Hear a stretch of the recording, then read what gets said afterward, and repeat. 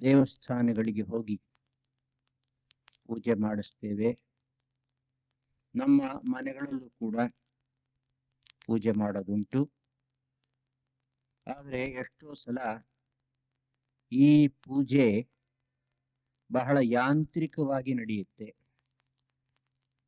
ಅಥವಾ ಶ್ರದ್ಧೆ ಇದ್ರೂ ಕೂಡ ಅದು ಒಂದು ರೀತಿಯ ಅಂಧಶ್ರದ್ಧೆ ಅಂತ ಹೇಳಬಹುದು. ಛಾಂದೋಗ್ಯೋಪನಿಷತ್ತಿನಲ್ಲಿ ಒಂದು ಮಾತು ಬರುತ್ತೆ, ಯದೇವ ವಿದ್ಯೆಯ ಕರೋತಿ ಶ್ರದ್ಧೆಯ ಉಪನಿಷದ ತದೇವ ವೀರ್ಯವತ್ತರಂ ಭವತಿ. ನಾವು ಯಾವ ಕೆಲಸವನ್ನೇ ಆಗಲಿ ಶ್ರದ್ಧೆಯಿಂದ ಜ್ಞಾನ ಸಹಿತವಾಗಿ ಮಾಡಿದ್ರೆ ಆ ಕೆಲಸ ಹೆಚ್ಚು ಫಲಕಾರಿಯಾಗುತ್ತೆ.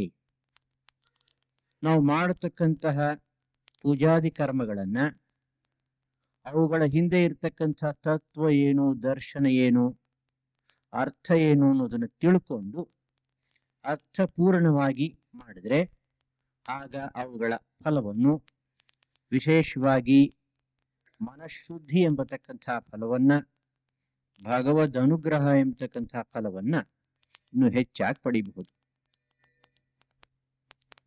ನಮಗಿರ್ತಕ್ಕಂತಹ ಸಾಧನಾ ಮಾರ್ಗಗಳಲ್ಲಿ ಅತ್ಯಂತ ಸಹಜವೂ ಸುಲಭವೂ ಆಗಿರ್ತಕ್ಕಂಥ ಸಾಧನಾ ಮಾರ್ಗ ಅಂದ್ರೆ ಭಕ್ತಿ ಮಾರ್ಗ. ಶ್ರೀರಾಮಕೃಷ್ಣ ಪರಮಹಂಸರು ಪದೇ ಪದೇ ಈ ಮಾತನ್ನು ಹೇಳ್ತಾರೆ. ಕಲಿಯುಗದಲ್ಲಿ ಜನರು ಅನ್ನಗತ ಪ್ರಾಣರಾಗಿರುವುದರಿಂದ ಅವರಿಗೆ ಜ್ಞಾನ ಮಾರ್ಗವಾಗಲಿ, ವೈದಿಕ ಕರ್ಮ ಮಾರ್ಗವಾಗಲಿ ಸಾಧ್ಯವಿಲ್ಲ. ಭಕ್ತಿ ಮಾರ್ಗವೇ, ನಾರದೀಯ ಭಕ್ತಿ ಮಾರ್ಗವೇ ಅತ್ಯಂತ ಸೂಕ್ತವಾದ, ಸುಲಭವಾದ, ಉಪಯುಕ್ತವಾಗಿರ್ತಕ್ಕಂಥ ಮಾರ್ಗ. ನಾವು ಮಾಡತಕ್ಕಂಥ ಪೂಜಾದಿ ಕರ್ಮಗಳು ಭಕ್ತಿಯೋಗದ ಸಾಧನೆಯ ಅಂಗ. ಶ್ರೀರಾಮಕೃಷ್ಣ ಪರಮಹಂಸರು ಕೇವಲ ವಿಗ್ರಹಾರಾಧನೆಯಿಂದ ಪೂಜಾದಿ ಕರ್ಮಗಳ ಮೂಲಕ ಅತ್ಯುನ್ನತ ಸಮಾಧಿ ಸ್ಥಿತಿಯನ್ನು ಪಡೆದ್ರು ಅನ್ನೋದು ನೆನಪಿನಲ್ಲಿಟ್ಕೊಂಡ್ರೆ, ಭಗವಂತನ ಪೂಜೆ ಎಂಬತಕ್ಕಂಥದ್ದು ಸಾಮಾನ್ಯ ಕರ್ಮ ಅಲ್ಲ. ಸರಿಯಾದ ದೃಷ್ಟಿಕೋನದಿಂದ, ಶ್ರದ್ಧೆಯಿಂದ, ಭಕ್ತಿಯಿಂದ, ಜ್ಞಾನದಿಂದ ಮಾಡಿದ ಪಕ್ಷದಲ್ಲಿ ಈ ಭಗವತ್ ಪೂಜೆಯೂ ಕೂಡ ಅತ್ಯುತ್ತಮವಾದಂತಹ ಸಾಧನೆ ಆಗಬಲ್ಲದು. ಅದನ್ನು ಅವರು ತೋರಿಸ್ಕೊಟ್ಟಿದ್ದಾರೆ. ಉಪನಿಷತ್ತುಗಳು ಹೇಳುವ ಹಾಗೆ ಈ ಜಗತ್ತಿನ ಹಿಂದೆ ಇರತಕ್ಕಂಥ, ನಮ್ಮ ಒಳಗಡೆ ಇರತಕ್ಕಂಥ ತತ್ವ, ಜಗತ್ತಿನ ಹಿಂದೆ ಮತ್ತು ನಮ್ಮ ಒಳಗೆ ಪರಬ್ರಹ್ಮ ತತ್ವ, ಪರಮಾತ್ಮ ತತ್ವ, ಅಂತರ್ಯಾಮಿ ತತ್ವ, ಇದು ನಿರ್ಗುಣ, ನಿರಾಕಾರ. ಈ ಆತ್ಮತತ್ವವನ್ನು ಸಾಕ್ಷಾತ್ಕಾರ ಮಾಡಿಕೊಳ್ಳುವುದೇ ಮಾನವ ಜೀವನದ ಚರಮ ಲಕ್ಷ್ಯ, ಗುರಿ. ಆ ಒಂದು ಅನುಭವ ನಮಗೆ ಬಂದಾಗ ಪುನರ್ಜನ್ಮದ ಚಕ್ರದಿಂದ ನಾವು ಬಿಡುಗಡೆಯನ್ನು ಹೊಂದುತ್ತೇವೆ. ಇದನ್ನ ಮೋಕ್ಷ ಅಂತ ಕರೀತಾರೆ. ಈ ಮೋಕ್ಷವನ್ನ ಪಡೆಯಬೇಕಾದ್ರೆ ಮೊದಲನೆಯದಾಗಿ ಮನಸ್ಸನ್ನು ಶುದ್ಧ ಮಾಡ್ಕೋಬೇಕು. ಈ ಶುದ್ಧವಾಗಿರ್ತಕ್ಕಂತಹ ಮನಸ್ಸಿನ ಮೂಲಕ ಭಗವತ್ ತತ್ವವನ್ನ, ಪರಮಾತ್ಮ ತತ್ವವನ್ನ ಅನುಭವಕ್ಕೆ ತಂದ್ಕೋಬೇಕು. ಇದು ಸಾಮಾನ್ಯವಾಗಿ ಋಷಿಗಳು, ಮುನಿಗಳು ಹೇಳಿರ್ತಕ್ಕಂಥ ಸತ್ಯ. ಭಗವಂತ ಸರ್ವಜ್ಞ, ಸರ್ವಶಕ್ತ, ಸೃಷ್ಟಿಯಾದಿಗಳಿಗೆ ಮೂಲ ಕಾರಣ. ಇದನ್ನು ಒಪ್ಪಿಕೊಂಡ್ರು ಕೂಡ ಇಂತಹ ಪರಮಾತ್ಮ ಶಕ್ತಿಯನ್ನ, ಪರಬ್ರಹ್ಮವನ್ನ ಉಪಾಸನೆ ಮಾಡುವುದು ಸುಲಭವಲ್ಲ.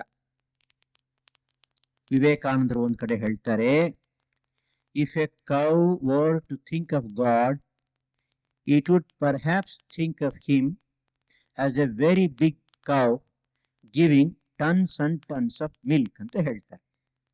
ಒಂದು ವೇಳೆ ಹಸುವಿಗೆ ಪರಮಾತ್ಮ ಚಿಂತನೆಯನ್ನು ಮಾಡತಕ್ಕಂಥ ಶಕ್ತಿ ಬಂದಿದ್ದ ಪಕ್ಷದಲ್ಲಿ ತನ್ನ ಪರಮಾತ್ಮನನ್ನು ಯಾವ ರೀತಿ ಕಲ್ಪಿಸಿಕೊಳ್ಳುತ್ತೆ ಅಂತಂದ್ರೆ, ತನಗಿಂತ ಬಹಳ ದೊಡ್ಡದಾಗಿರ್ತಕ್ಕಂಥ ಒಂದು ಹಸು ನಾನು ಕೇವಲ 5 ಲೀಟರ್ ಹಾಲು ಕೊಟ್ರೆ ಆ ಪರಮಾತ್ಮ ವಸ್ತು ಬಹುಶಃ 1000 ಲೀಟರ್ ಹಾಲು ಕೊಡಬಹುದು.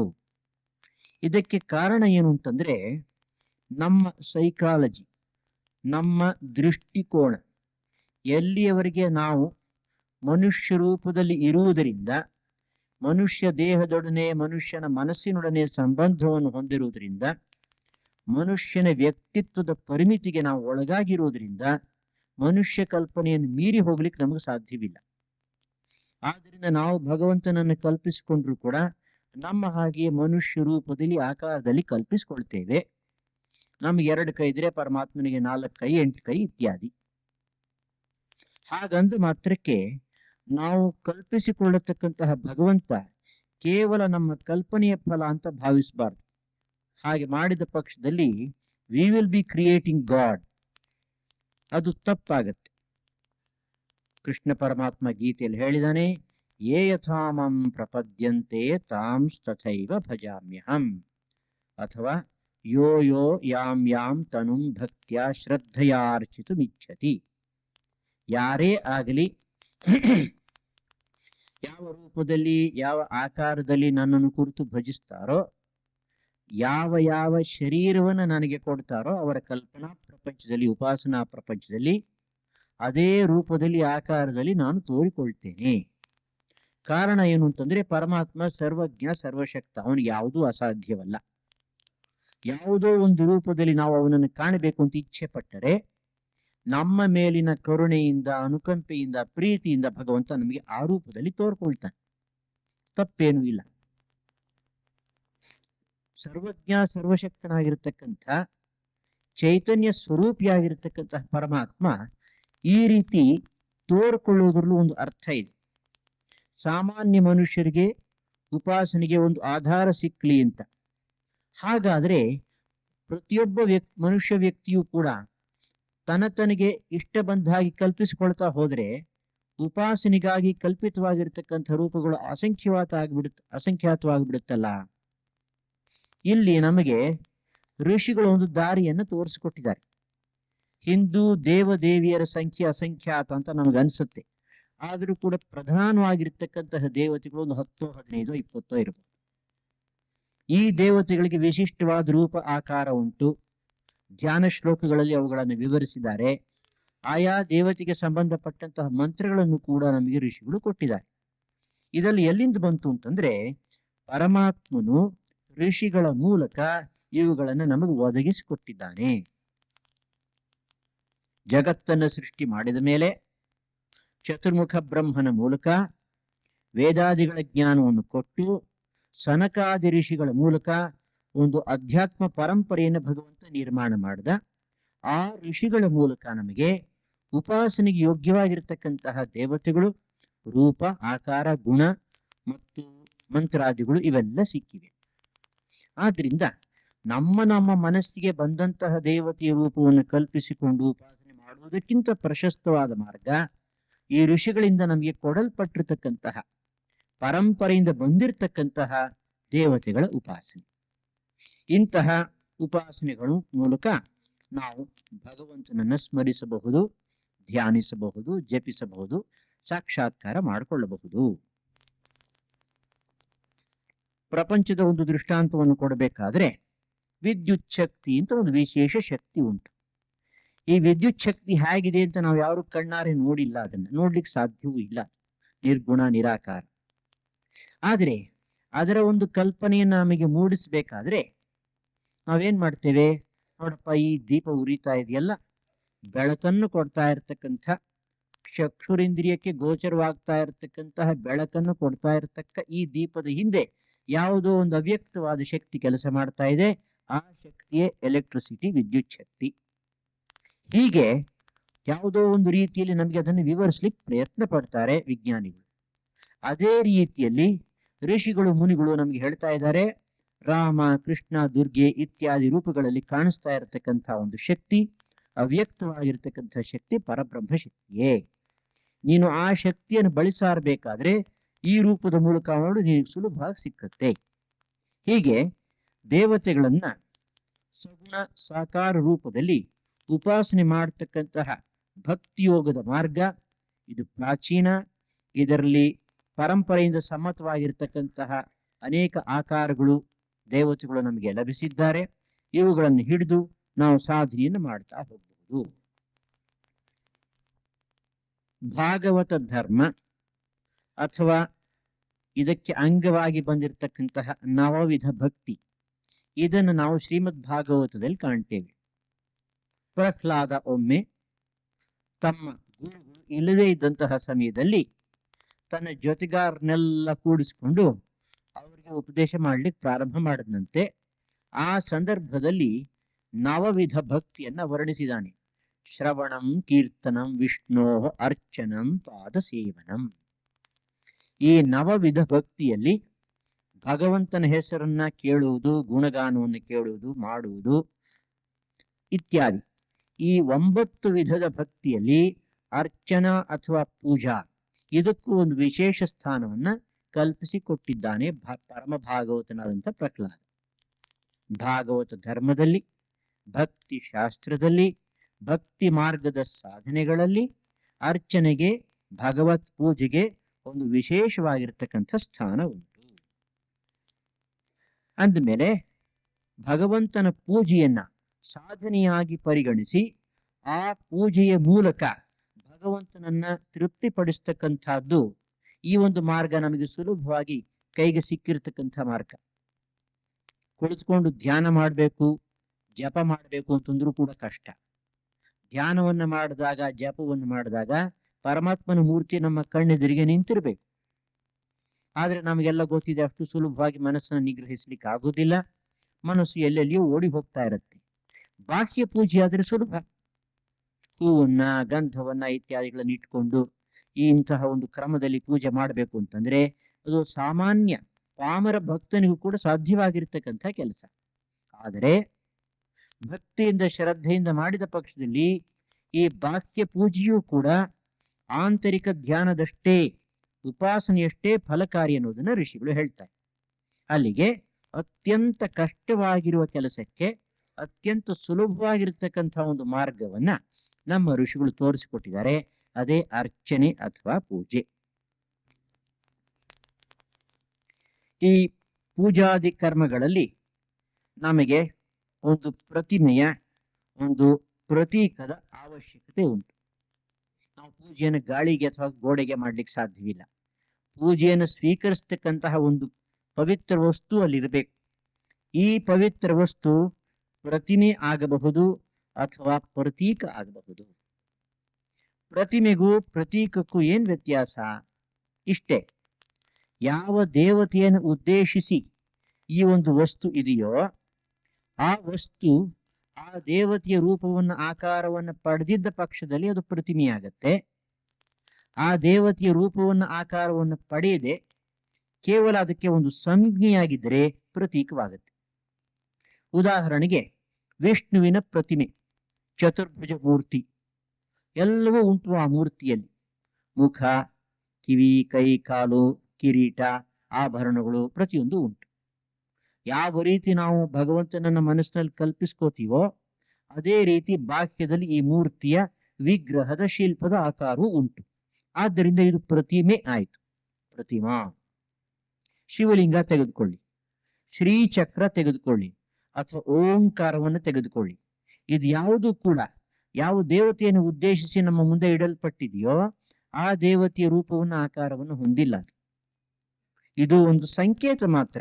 ಇದರ ಹಿಂದೆ ಆ ದೇವತೆಯ ಶಕ್ತಿ ಉಂಟು. ಆದ್ದರಿಂದ ಅದನ್ನ ಪ್ರತೀಕ ಅಂತ ಹೇಳ್ತಾರೆ.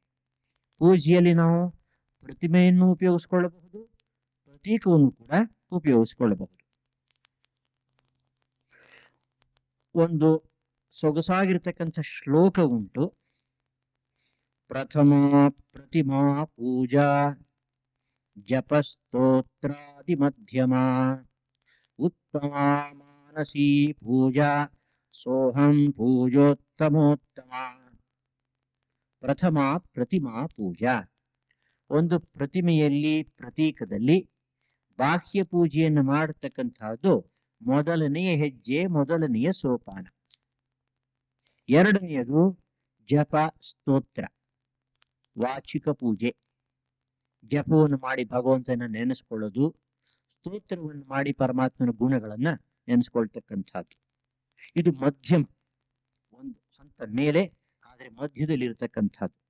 ಅದಕ್ಕಿಂತಲೂ ಉತ್ತಮವಾಗಿರ್ತಕ್ಕಂಥದ್ದು ಮಾನಸ ಪೂಜೆ. ಅಂದ್ರೆ ಮನಸ್ಸಿನಲ್ಲಿಯೇ ಭಗವಂತನನ್ನು ಕುರಿತು ಉಪಾಸನೆ ಮಾಡತಕ್ಕಂಥದ್ದು, ಧ್ಯಾನ ಮಾಡತಕ್ಕಂಥದ್ದು. ಅದಕ್ಕಿಂತಲೂ ಅತ್ಯುತ್ತಮವಾಗಿರ್ತಕ್ಕಂಥ ಪೂಜೆ ಅಂದ್ರೆ ಸಹ ಅಹಂ ಸೋಹಂ ಹಂಸ ಸೋಹಂ ಹಂಸಃ.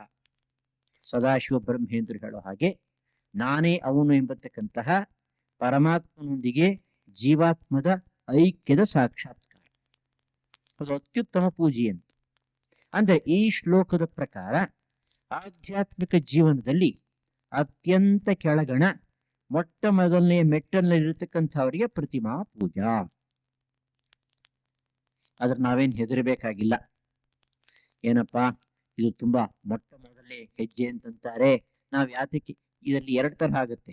ನಾವು ದೊಡ್ಡವರು, ಜ್ಞಾನಿಗಳು, ಸರ್ವಜ್ಞರು ಅಂತ ತಿಳ್ಕೊಂಡಿರ್ತಕ್ಕಂಥ ಜನಕ್ಕೆ ಇದು ಮೊದಲನೇ ಮೆಟ್ಲಂತೆ, ನಮಗ್ ಬೇಡ, ನಾವು 4ನೇ ಮೆಟ್ಲನ್ನು ಒಂದೇ ಸಲ ಹತ್ತಕ್ಕೆ ಹೋಗೋಣ ಅಂತ ಅನ್ಕೋತಾರೆ. ಮೊದಲನೇ ಮೆಟ್ಲನ್ನು ಹತ್ತದೆ 4ನೇ ಮೆಟ್ಲನ್ನು ಹತ್ತಲಿಕ್ಕೆ ಸಾಧ್ಯವಿಲ್ಲ. ಅಥವಾ ಏನಪ್ಪಾ ಇದು ಮೊದಲನೇ ಮೆಟ್ಲು ಅಂತಂದರೆ ಎಳೆ ಮಕ್ಕಳಿಗೋಸ್ಕರ ಇಟ್ಟಿರ್ತಕ್ಕಂಥದ್ದು, ಇದರಿಂದ ನಿಜವಾಗಿಯೂ ನಮಗೆ ಭಗವತ್ ಸಾಕ್ಷಾತ್ಕಾರ ಸಿಕ್ಕುತ್ತೆ ಅನ್ನೋ ಸಂಶಯ ಮನಸ್ಸಿಗೆ ಬರಬಹುದು. ಅದಕ್ಕೆ ಪರಮಹಂಸರು ದಾರಿ ತೋರಿಸಿದ್ದಾರೆ ನಮಗೆ. ಏನು ಹೆದರ್ಕೋಬೇಡಿ, ಕೇವಲ ವಿಗ್ರಹಾರಾಧನೆ ಇದ್ರೆ ನಾನು ಎಲ್ಲವನ್ನು ಪಡ್ಕೊಂಡಿದ್ದೇನೆ, ನೀವು ಕೂಡ ಪಡ್ಕೋಬಹುದು. ಅದರ ಹಿಂದೆ ಶ್ರದ್ಧೆ ಇರಬೇಕು, ಭಕ್ತಿ ಇರಬೇಕು. ಈ ಪ್ರತಿಮೆಗಳನ್ನ ಹಳೆಯ ಕಾಲದಲ್ಲಿ ಅನೇಕ ವಸ್ತುಗಳಿಂದ ತಯಾರು ಮಾಡ್ತಾ ಇದ್ರು. ಮತ್ತೊಂದು ವಿಷಯ, ಇಲ್ಲಿ ಮೂರ್ತಿ ಪೂಜೆಯ ಮೂಲ ಏನು, ಇದನ್ನ ಪಂಡಿತರು ಬಹಳ ಚೆನ್ನಾಗಿ ಚರ್ಚಿಸಿದ್ದಾರೆ. ವೇದಗಳ ಪ್ರಾರಂಭದ ಕಾಲದಲ್ಲಿ ಯಾಗಾದಿಗಳ ಮೂಲಕ ದೇವತೆಗಳನ್ನ ತೃಪ್ತಿಪಡಿಸ್ತಾ ಇದ್ರು. ಇವತ್ತು ನಾವು ತಿಳ್ಕೊಂಡಿರ್ತಕ್ಕಂಥ ರೀತಿಯಲ್ಲಿ ಮೂರ್ತಿ ಪೂಜೆ ಅಥವಾ ದೇವಸ್ಥಾನಗಳು ಇರಲಿಲ್ಲ ಅಂತ ಪಂಡಿತರು ಹೇಳ್ತಾರೆ. ಆದರೆ ಋಗ್ವೇದದ ಕೊನೆಯ ಭಾಗದಲ್ಲಿ ಅಥವಾ ಅಥರ್ವಣ ವೇದದ ಕಾಲದಲ್ಲಿ ದೇವಸ್ಥಾನಗಳು ಬಂದಿದ್ವು, ಮೂರ್ತಿ ಪೂಜೆ ಇತ್ತು ಅನ್ನೋದಕ್ಕೆ ಸಾಕಷ್ಟು ನಮಗೆ ಆಧಾರ ಸಿಕ್ಕತ್ತೆ. ಮತ್ತು ಒಂದು ವಿಷಯ, ಈ ಮೂರ್ತಿಯ ಮೂಲಕ ಸಲ್ಲತಕ್ಕಂಥ ಪೂಜೆ ಪರಮಾತ್ಮನಿಗೆ ಅಲ್ಲವೇ? ಈಗ ನಮ್ಮಲ್ಲಿ ಯಾವ ಸಂಶಯವೂ ಇಲ್ಲ ಅಂತ ಇಟ್ಕೊಳ್ಳಿ. ವಿವೇಕಾನಂದರು ಮಂಗಳ ಸಿಗ್ಗಿಗೆ ಹೇಳ್ಕೊಟ್ಟಿರ್ತಕ್ಕಂಥ ಒಂದು ಪಾಠದಿಂದ ನಾವೆಲ್ಲ ಕಲ್ತಿದ್ದೇವೆ. ಅದನ್ನ ನಮ್ಮಗಳ ಮನಸ್ಸಿನಲ್ಲಿ ಯಾವ ಸಂಶಯವೂ ಇಲ್ಲ. ಆದ್ರೆ ಕೆಲವು ವರ್ಷಗಳ ಹಿಂದೆ ಮತ್ತು ಇವತ್ತಿಗೂ ಕೂಡ ಈ ವಿಷಯವನ್ನು ಸರಿಯಾಗಿ ತಿಳ್ಕೊಳ್ದೇ ಇರತಕ್ಕಂಥ ಜನಗಳ ಮನಸ್ಸಿನಲ್ಲಿ ಈ ಸಂಶಯ ಉಂಟು. ನಾವು ಮಾಡತಕ್ಕಂಥ ಪೂಜೆ ಕಲ್ಲಿನಿಂದ, ಮಣ್ಣಿನಿಂದ ಅಥವಾ ಲೋಹದಿಂದ ಮಾಡಿರ್ತಕ್ಕಂತಹ ಮೂರ್ತಿಗೆ ಅಲ್ಲವೇ? ಈ ಭೌತ ವಸ್ತುವಿನಿಂದ ಮಾಡಲ್ಪಟ್ಟಿರ್ತಕ್ಕಂತಹ ಮೂರ್ತಿಗೆ ಪೂಜೆ ಮಾಡಿದ್ರೆ ಅದು ಭಗವಂತನಿಗೆ ಹೇಗೆ ಸಲ್ಲುತ್ತೆ?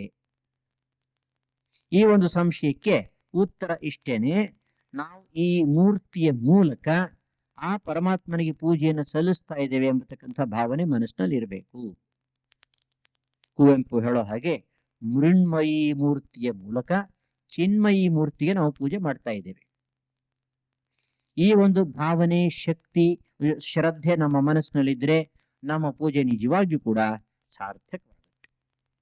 ಮತ್ತು ಒಂದು ಅಂಶ, ತಂತ್ರಶಾಸ್ತ್ರಗಳ ಪ್ರಕಾರ ಯಾವುದಾದ್ರೂ ಒಂದು ವಿಗ್ರಹವನ್ನ, ಮೂರ್ತಿಯನ್ನ ನಾವು ಸ್ಥಾಪನೆ ಮಾಡಿದ ಮೇಲೆ ಮಂತ್ರಗಳ ಮೂಲಕ ಆವಾಹನಾದಿಗಳನ್ನು ಮಾಡಿದ ನಂತರ ಪರಮಾತ್ಮ ಸಾಕ್ಷಾತ್ತಾಗಿ ಸೂಕ್ಷ್ಮ ರೂಪದಿಂದ ತನ್ನ ಶಕ್ತಿಯಿಂದ ಅಲ್ಲಿ ನೆಲೆಸ್ತಾನೆ. ಆದ್ರಿಂದ ಈ ವಿಗ್ರಹದ ಮೂಲಕ ಮಾಡತಕ್ಕಂಥ ಪೂಜೆ ಸಾಕ್ಷಾತ್ ಭಗವಂತನಿಗೆ ಸಲ್ಲುತ್ತೆ.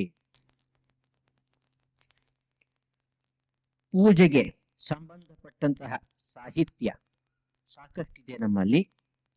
ವರಾಹ ಮಿಹಿರನ ಬೃಹತ್ ಸಂಹಿತೆ ಎಂಬತಕ್ಕಂಥ ಗ್ರಂಥ, ಮತ್ಸ್ಯ ಪುರಾಣ, ವಿಷ್ಣು ಧರ್ಮೋತ್ತರ ಪುರಾಣ, ಮಾನಸಾರ, ಸ್ಮೃತಿ ಮುಕ್ತಾಫಲ ಇತ್ಯಾದಿ ಅನೇಕ ಗ್ರಂಥಗಳಲ್ಲಿ ವಿಸ್ತಾರವಾಗಿ ಮೂರ್ತಿ ಪೂಜೆಗೆ ಸಂಬಂಧಪಟ್ಟಂತಹ ವಿಷಯಗಳನ್ನು ಚರ್ಚೆ ಮಾಡಿದ್ದಾರೆ.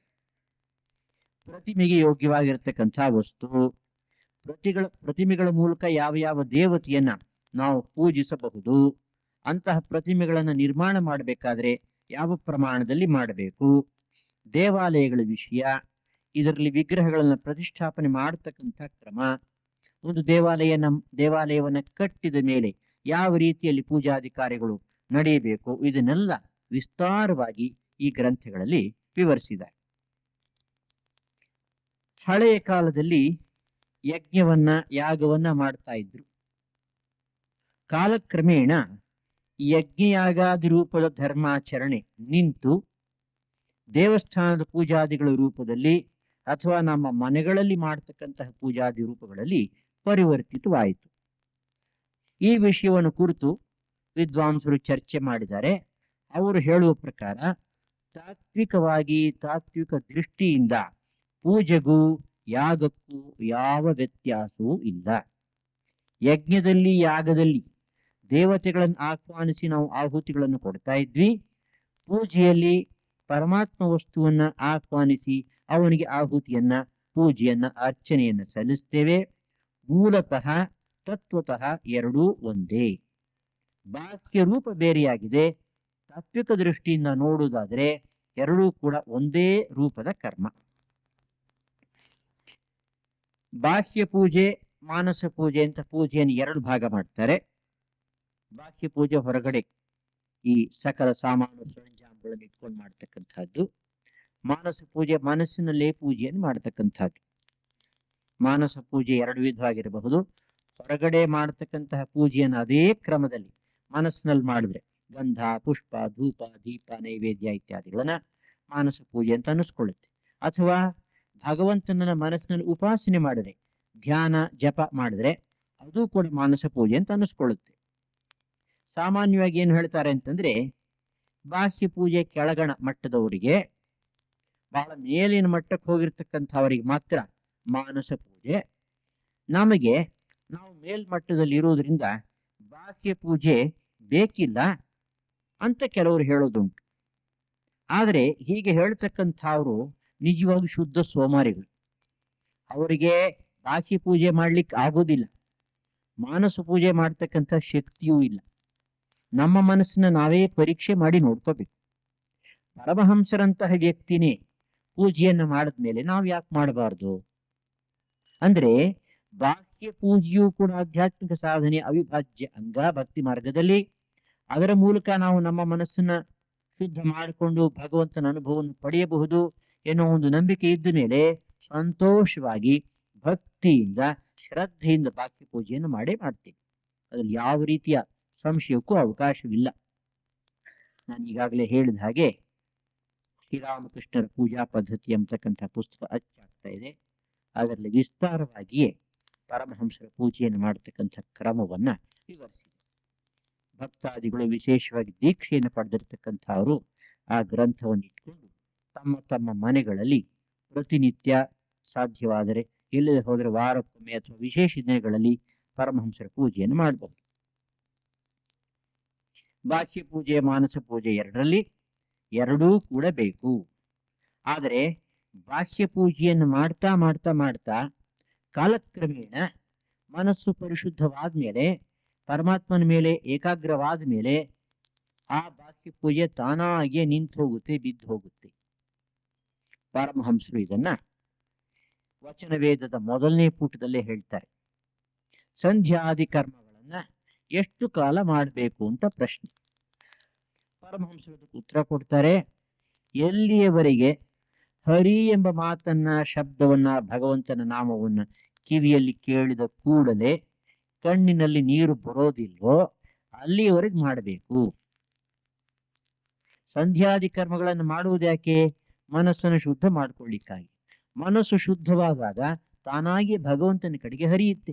ಭಕ್ತಿ, ಶ್ರದ್ಧೆ, ಉತ್ಸಾಹ ಎಲ್ಲವೂ ಬರುತ್ತೆ. ಅಂತಹ ಭಕ್ತಿ, ಶ್ರದ್ಧೆ, ಉತ್ಸಾಹಗಳು ಕೇವಲ ಭಗವನ್ನಾಮ ಸ್ಮರಣೆಯಿಂದಲೇ ಅಥವಾ ಅವುಗಳನ್ನು ಶ್ರವಣದಿಂದಲೇ ಬರೋ ಹಾಗಿದ್ರೆ ಬಾಹ್ಯ ಪೂಜೆ ಯಾತಕ್ಕೆ ಬೇಕು? ಬೇಕಿಲ್ಲ. ಸಂಧ್ಯಾ ಕರ್ಮಗಳನ್ನು ಮಾಡ್ತಾ ಮಾಡ್ತಾ ಮನಸ್ಸು ಶುದ್ಧವಾದ ಮೇಲೆ ಸಂಧ್ಯಾ ಕರ್ಮಗಳನ್ನು ಮಾಡಬೇಕು ಅಂತ ಕೂತ್ ಕೂಡಲೇ ಮನಸ್ಸು ಭಗವಂತನ ಕಡೆಗೆ ಹೋದಾಗ ಸಂಧ್ಯಾ ಕರ್ಮ ತಾನಾಗಿ ಬಿಟ್ಟು ಹೋಗುತ್ತೆ. ಗಾಯತ್ರಿ ಮಂತ್ರ ಮಾತ್ರ ಉಳ್ಕೊಳ್ಳುತ್ತೆ ಅಂತ ಹೇಳ್ತಾರೆ. ಸಂಧ್ಯಾ ಮರ್ಜಸ್ ಇನ್ ಗಾಯತ್ರಿ, ಗಾಯತ್ರಿ ಮರ್ಜಸ್ ಇನ್ ಓಂ, ಓಂ ಮರ್ಜಸ್ ಇನ್ ಸಮಾಧಿ. ಅವರು ಹೇಳಿರ್ತಕ್ಕಂಥ ಮಾತು. ಗಾಯತ್ರಿ ಮಂತ್ರವು ಕೂಡ ಉದ್ದನೇ ಮಂತ್ರ, 24 ಅಕ್ಷರದ ಮಂತ್ರ. ಓಂ ಅಂತ ಹೇಳಿ ಗಾಯತ್ರಿ ಮಂತ್ರದ ಜಪವನ್ನು ಪ್ರಾರಂಭ ಮಾಡಿದ ಕೂಡಲೇ ಮನಸ್ಸು ಭಗವಂತನ ಕಡೆ ಹೋಗೋ ಹಾಗಿದ್ರೆ, ಓಂಕಾರದಲ್ಲೇ ಮನಸ್ಸು ನಿಲ್ಲೋ ಹಾಗಿದ್ರೆ ಗಾಯತ್ರಿ ಜಪವು ಬಿದ್ದು ಹೋಗುತ್ತೆ, ಬೇಕಿಲ್ಲ. ಈ ಓಂಕಾರದ ಜಪವು ಕೂಡ ಸಮಾಧಿ ಅವಸ್ಥೆಯಲ್ಲಿ ನಿಂತು ಹೋಗುತ್ತೆ. ಜಪದ ಮೂಲಕ ಸಮಾಧಿ ಬಂದ ಮೇಲೆ ಜಪ ತಾನಾಗಿ ನಿಂತು ಹೋಗುತ್ತೆ. ಅಂದಮೇಲೆ ಬಾಹ್ಯ ಪೂಜೆ ಮಾನಸ ಪೂಜೆಗೆ ಕರ್ಕೊಂಡು ಹೋಗುತ್ತೆ. ಬಾಹ್ಯ ಪೂಜೆಯ ಮೂಲಕ ಮನಸ್ಸನ್ನು ಶುದ್ಧ ಮಾಡಿಕೊಂಡ ಮೇಲೆ ತಾನಾಗಿ ಮನಸ್ಸು ಒಳಗಡೆ ಹೋಗುತ್ತೆ. ಅಂತಹ ಸಮಯದಲ್ಲಿ ಬಾಹ್ಯ ಪೂಜೆ ಅವಶ್ಯಕತೆ ಇರೋದಿಲ್ಲ. ಪರಮಹಂಸರು ಇನ್ನೂ ಒಂದು ದೃಷ್ಟಾಂತವನ್ನು ಕೊಡ್ತಾರೆ. ಒಂದು ಮಗು ಆಟ ಆಡ್ತಾ ಬೀಳುತ್ತೆ, ಚರ್ಮ ತರಚಿ ಹೋಗುತ್ತೆ, ಗಾಯ ಆಗುತ್ತೆ. ಕೊಂಚ ದಿವಸ ಆದ್ಮೇಲೆ ಈ ಹಳೆ ಚರ್ಮ ಒಣಗಿ ಹೋಗುತ್ತೆ, ಹೊಸ ಚರ್ಮ ಒಳಗಡೆಯಿಂದ ಬೆಳ್ಕೊಂಡು ಬರ್ತಾ ಇದೆ. ಅದು ಪೂರ್ತ ಬೆಳೆದ ಮೇಲೆ ತಾನಾಗಿಯೇ ಹೊರಗಡೆ ಇದ್ದಂತಹ ಹಳೆಯ ಒಣಗಿದ ಚರ್ಮ ಬಿದ್ದು ಹೋಗುತ್ತೆ. ಅದರ ಬದಲು ಮಗು ಏನಾದ್ರೂ ಇದನ್ನ ಮುಂಚೆನೆ ಕೀಳ್ಲಿಕ್ಕೆ ಹೋದ್ರೆ ಉಗುರಿನಿಂದ ಅದು ಗಾಯ ಆಗುತ್ತೆ. ಹಾಗೆ ಒಳಗಿನಿಂದ ಭಕ್ತಿ ಏಕಾಗ್ರತೆ ಬಂದ ಮೇಲೆ ಕರ್ಮ, ಬಾಹ್ಯ ರೂಪದ ಕರ್ಮ ತಾನಾಗಿ ಬಿದ್ದು ಹೋಗುತ್ತೆ. ನಾವಾಗಿ ಬಲವಂತವಾಗಿ ಕರ್ಮವನ್ನು ಬಿಟ್ರೆ ಅದರಿಂದ ನಮಗೆ ಅಪಾಯವಾಗುತ್ತೆ.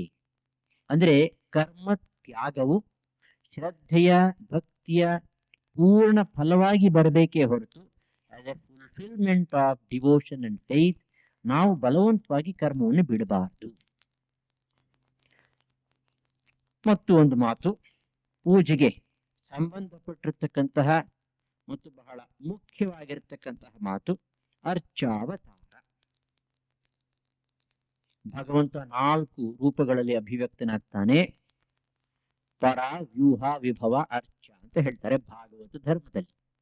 ಪರ ಅತ್ಯಂತ ಹೆಚ್ಚಿನ ರೂಪ, ಪರಬ್ರಹ್ಮ ರೂಪ ಉಪನಿಷತ್ತುಗಳಲ್ಲಿ ವಿವರಿಸಿರ್ತಕ್ಕಂಥದ್ದು.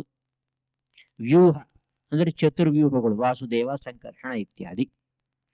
ಬೇರೆ ಬೇರೆಯ ಭಗವಂತನ 6 ಗುಣಗಳಲ್ಲಿ, ಷಡ್ಗುಣಗಳಲ್ಲಿ 2 ಗುಣಗಳನ್ನ ಅಭಿವ್ಯಕ್ತಗೊಳಿಸ್ತಕ್ಕಂತಹ ವಿಶೇಷ ರೂಪ. ಸಂಕರ್ಷಣ, ಪ್ರದ್ಯುಮ್ನ, ಅನಿರುದ್ಧ, ವಾಸುದೇವ, ಈ 4 ವ್ಯೂಹಗಳನ್ನ ರೂಪಗಳನ್ನ ಉಪಾಸನೆ ಮಾಡಿದ್ರೆ ಬೇರೆ ಬೇರೆ ರೀತಿಯ ಫಲಗಳನ್ನ ಪಡೆಯಬಹುದು ಅಂತ ಹೇಳ್ತಾರೆ. ಅದೊಂದು ವಿಶೇಷ ವಿಜ್ಞಾನ. ಅದು ಅಹಿರ್ಬುದ್ಧ ಸಂಹಿತೆ ಮೊದಲಾದಂತಹ ಪಂಚರಾತ್ರ ಗ್ರಂಥಗಳಲ್ಲಿ ಇವುಗಳನ್ನ ವಿವರಿಸಿದೆ. ಟೆಕ್ನಿಕಲ್ ಸಬ್ಜೆಕ್ಟ್ ಬಿಟ್ಬಿಡಿ. 3ನೇದು ವಿಭವ. ವಿಭವ ಅಂತಂದ್ರೆ ದಶಾವತಾರಗಳು, ಯದಾ ಯದಾ ಹಿ ಧರ್ಮಸ್ಯ ಭಗವಂತ ಹೇಳಿದ ಹಾಗೆ. 4ನೇದು ಅರ್ಚ. ಈಗ 3ನೇದು ನೋಡಿ, ರಾಮ ಕೃಷ್ಣ ಅವತಾರಗಳನ್ನ ನಾವಿವಾಗ ನೋಡ್ಲಿಕ್ಕೆ ಸಾಧ್ಯವೇ ಇಲ್ಲ. ನಾವು ಅವ್ರ ಕಾಲದಲ್ಲಿ ಇದ್ದಿದ್ರೆ ನೋಡ್ಬೋದಾಗಿತ್ತು. ಈಗೇನ್ ಮಾಡೋದು?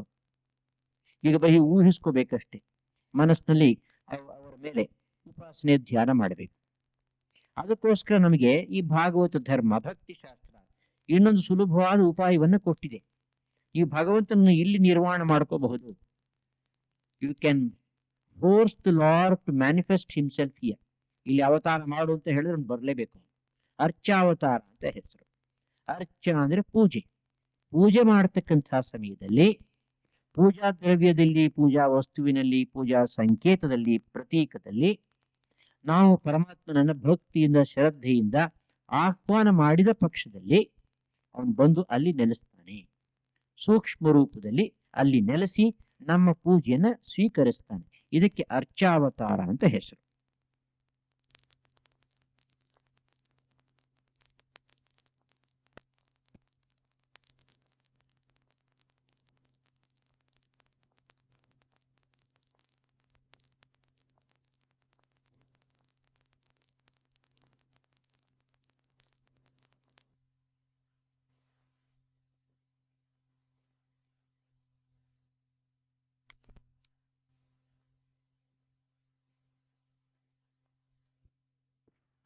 ಅಂದ್ರೆ ಪೂಜೆಯನ್ನು ಮಾಡತಕ್ಕಂತಹ ಸಮಯದಲ್ಲಿ ಆವಾಹನಾದಿ ಮಂತ್ರಗಳನ್ನು ಹೇಳಿದ ಮೇಲೆ ಭಗವಂತ ಸಾಕ್ಷಾತ್ತಾಗಿ ಅಲ್ಲಿ ಸೂಕ್ಷ್ಮ ರೂಪದಿಂದ ನೆಲೆಸಿರೋದ್ರಿಂದ ಬಹಳ ಎಚ್ಚರಿಕೆಯಿಂದ ಪೂಜೆಯನ್ನು ಮಾಡಬೇಕು.